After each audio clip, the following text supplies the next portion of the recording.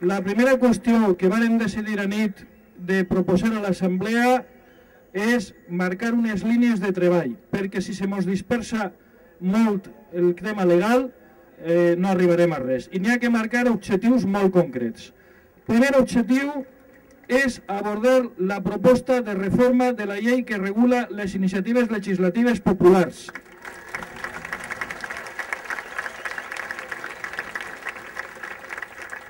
Segona qüestió, reforma de la llei electoral. Tercera qüestió, reforma de la llei de partits en quant a la qüestió de llistes obertes. Quarta qüestió, la reforma de l'aparato judicial. I per últim, anem a començar a treballar també, és a dir, la qüestió dels pressupostos participatius en les localitats. La possibilitat, això implica pràcticament una reforma de la llei de règim local, és un tema molt complicat, serà més lento. Proposem també recolzar la posició de desaparició d'administracions inútils que paguem tots, com les diputacions provincials.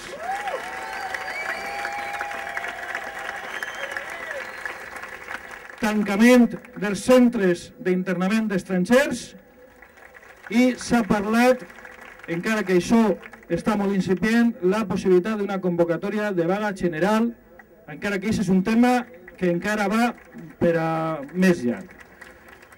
Aleshores, important, tot això ho anem a fer, sobretot en quant a la llei electoral, tant a nivell d'estat espanyol, en coordinació en la resta de col·lectius de jurídica de les assemblees de la resta de l'Estat, com a nivell autonòmic, que tenim una problemàtica diferent i més greu encara que la de l'estat espanyol. I, per últim, n'hi ha una oferta de professors i companys experts en el tema jurídic que estaran a disposició. N'hi ha un bon grapat de professionals que s'han oferit a participar i que estaran a disposició per a qualsevol problema.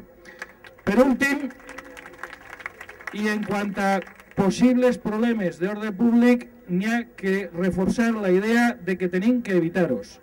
És a dir, si n'hi haguera provocacions, passem d'elles. La consigna que s'ha donat des de l'organització continua sent vàlida. Si algú provoca, fotografia, no caure en les provocacions i evitar-nos problemes. Gràcies, companys.